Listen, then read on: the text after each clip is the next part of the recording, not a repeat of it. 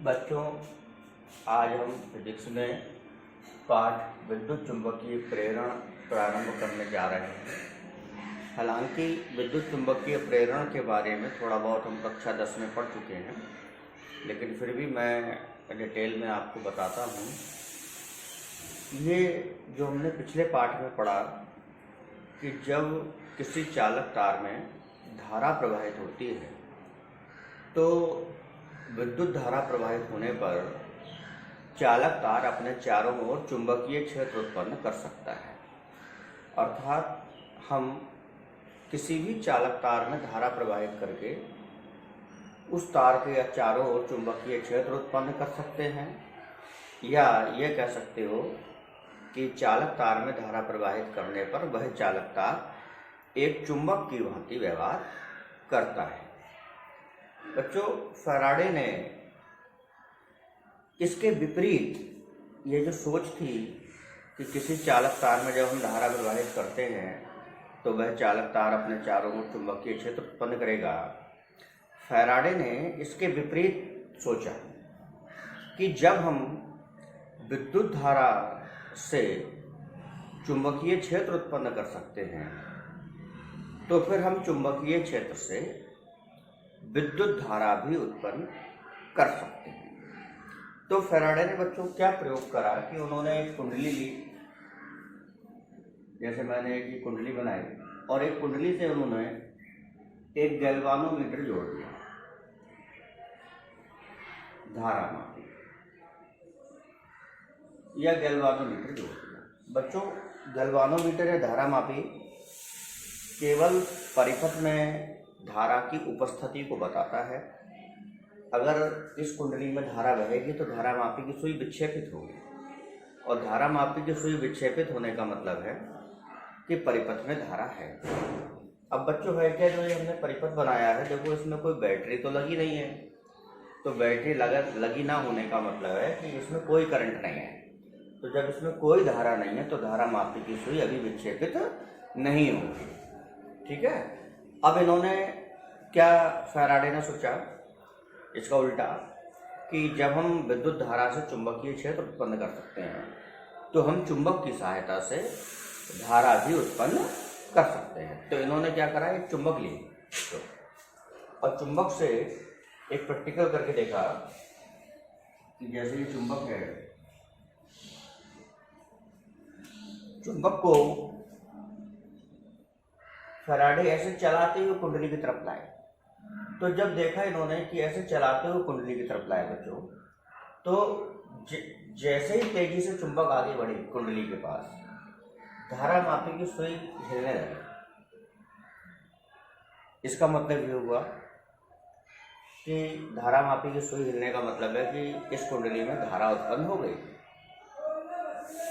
इसी प्रकार इन्होंने पहले चुंबक को पास लाए तो धारा देखा उत्पन्न हुई, फिर चुंबक को गति कराते हुए दूर ले गए तो भी धारा मापी की सुई विक्षेपित हुई। लेकिन जब इन्होंने एक काम करा कि चुंबक को, जैसे मान लो ये चुंबक है, और कुंडली के पास ले जाकर रोक लिया, और जब इन्होंने चुंबक को कुंडली के पास ले जाकर रोक लिया तो धारा मापी की सुई में कोई विक्षेप उत्पन्न नहीं हुआ। तो इन्होंने यहाँ से ये निष्कर्ष निकालने की कोशिश करी कि इसका मतलब ये है कि जब तक चुंबक गतिमान है, बच्चों, जब तक चुंबक गतिमान है तब तक धारा मापी में विक्षेप हो रहा है।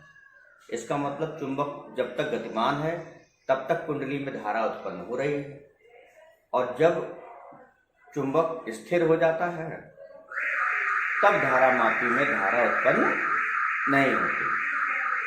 अब बच्चों, इसका इन्होंने क्या निष्कर्ष निकाले। बच्चों, होता क्या है कि चुंबक जो अपने चारों तरफ चुंबकीय क्षेत्र उत्पन्न कर रहा है, बड़ा शोर मचा रहा है। तो बच्चों, होता क्या है कि जो चुंबक अपने चारों तरफ ये ऐसे, ये हमने चुंबक की बल रेखाएं दिखाई,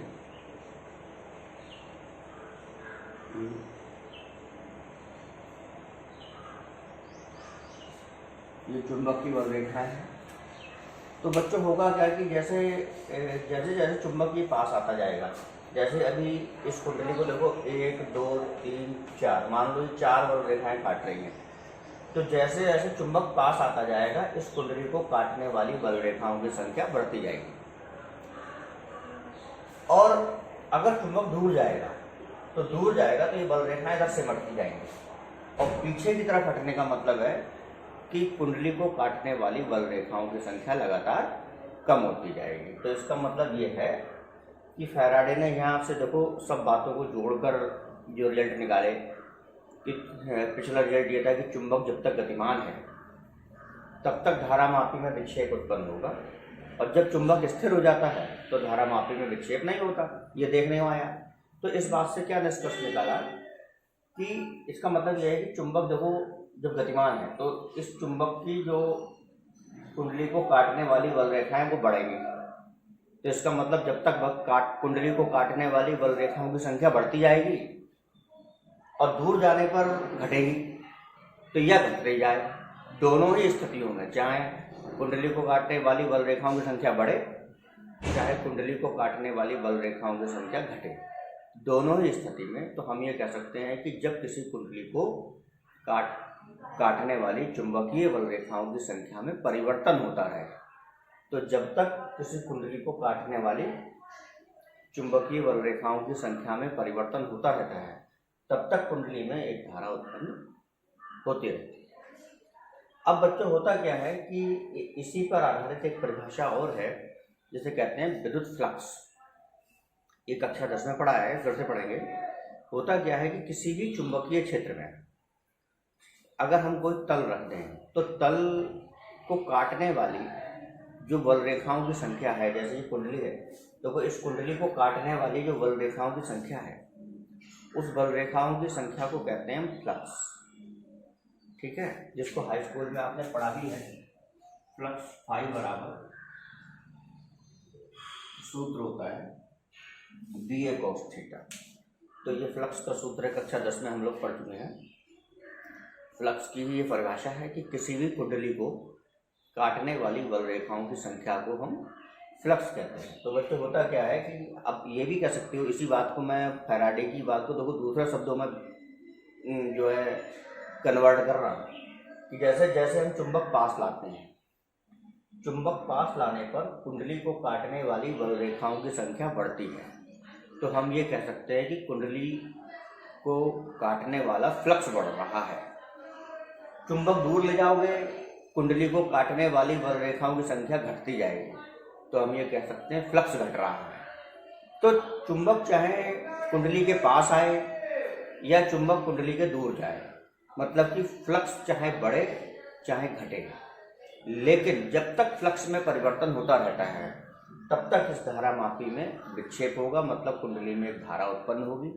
और जब चुंबक पास आके रुक जाएगा, और चुंबक के रुक जाने का मतलब है कि फ्लक्स स्थिर हो गया, मतलब जैसे मान लो चुंबक यहाँ पे रुक गया तो 1 2 3 4 बल रेखाएं काट रही हैं, तो काटने वाली बल रेखाओं की संख्या स्थिर हो गई, निश्चित हो गई। अब ना बल रेखाओं की संख्या बढ़ रही है ना घट रही है, तब क्या होगा, तब इस कुंडली में कोई धारा उत्पन्न नहीं होगी। तो ये कह सकते हो कि जब फ्लक्स कांस्टेंट हो गया या जब फ्लक्स स्थिर हो गया तब कुंडली में कोई धारा उत्पन्न नहीं होगी।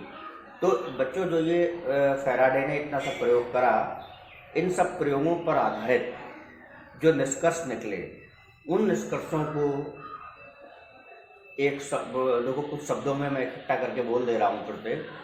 क्या होता है कि जब किसी कुंडली से जुड़ा हुआ फ्लक्स, मैंने बताया चाहे बढ़ता जाए चाहे घटता जाए, तो उसको मैं कह सकता हूँ जब किसी कुंडली से जुड़े हुए फ्लक्स में परिवर्तन होता रहता है। तो बच्चों जब तक किसी कुंडली से जुड़े हुए फ्लक्स में परिवर्तन होता रहता है तब तक उस कुंडली में एक विद्युत वाहक बल या वोल्टेज उत्पन्न होती रहेगी, जिससे कुंडली में एक धारा उत्पन्न हो जाएगी। और ये घटना, तो ये घटना है कि जिसमें क्या हो रहा है कि कुंडली से जुड़ा हुआ फ्लक्स जब तक परिवर्तन होता रहेगा तब तक कुंडली में एक धारा उत्पन्न होती रहेगी, और इस घटना को कहते हैं बच्चों विद्युत चुंबकीय प्रेरण। ठीक है, अब बच्चों होता क्या है कि विद्युत चुंबकीय प्रेरण की जो घटना है, इस घटना पर आधारित फैराडे ने, माइकल फैराडे ने 2 नियम दिए थे, जिन्हें हाई स्कूल में हम पढ़ चुके हैं फैराडे के विद्युत चुंबकीय प्रेरण के नियम, इस तरीके की हेडिंग से।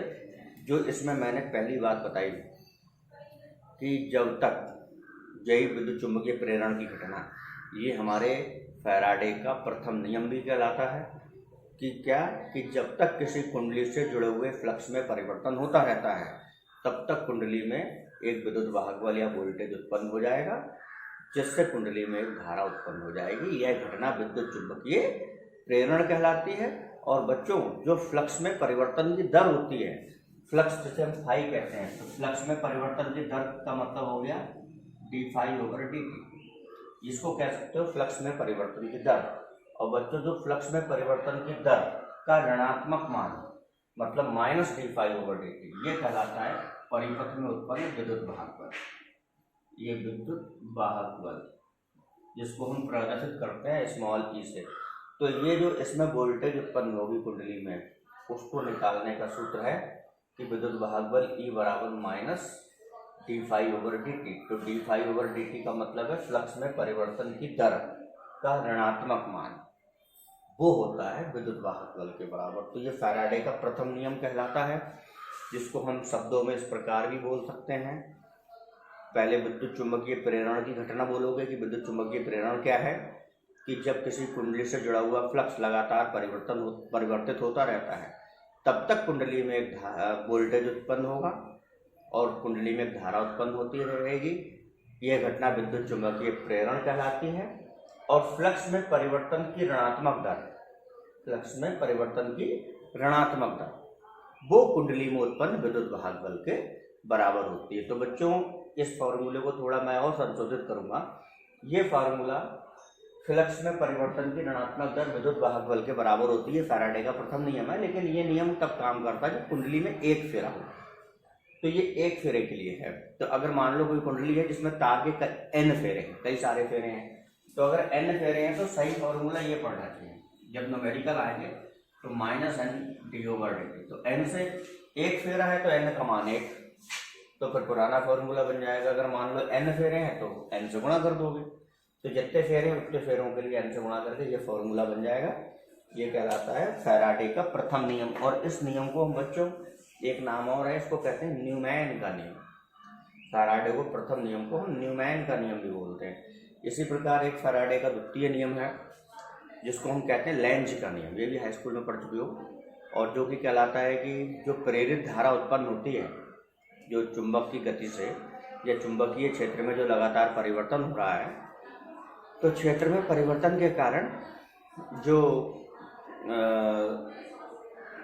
फ्लक्स उत्पन्न हो रहा है जिससे कि विद्युत वाहक बल उत्पन्न हुआ, तो जो धारा बही, तो जो प्रेरित धारा है, जो कुंडली में धारा उत्पन्न होगी, कहते हैं प्रेरित धारा की दिशा सदैव ऐसी होती है कि वह उस परिवर्तन का विरोध करती है जिससे वह उत्पन्न हुई है। इसका मतलब क्या है कि देखो बच्चों, जो विद्युत वाहक बल है वोल्टेज की, अगर मान लो कुंडली का प्रतिरोध R है तो हम ये लिखते हैं I बराबर V/R। तो V वोल्टेज है, तो वोल्टेज को इन्होंने E से प्रदर्शित करा है तो E लिख लो। तो धारा I का देखो सूत्र क्या होगा, -E का मान n d∅/dt और R। ये धारा का सूत्र हो गया। और देखो धारा का जो फॉर्मूला है उसमें माइनस चिन्ह आ रहा है, और धारा के मान में जो माइनस चिन्ह आ रहा है, तो बच्चों माइनस चिन्ह का मतलब एक बात आप समझ सकते हो कि यहाँ जो इतनी राशि है, देखो इतनी राशि का मान जितना ज़्यादा बड़ा होगा और सामने लगा हो माइनस, जैसे मान लो इस राशि का मान 15 आया तो धारा पढ़ोगे -15 एम्पियर, और मान लो माइनस और इस राशि का मान आया 20, तो -15 और -20 में देखो अंक 20 बड़ा है, लेकिन माइनस होने के कारण -20 और -15 में तुलना करोगे तो -20 दिखने में बड़ा है लेकिन वास्तव में ये छोटा है।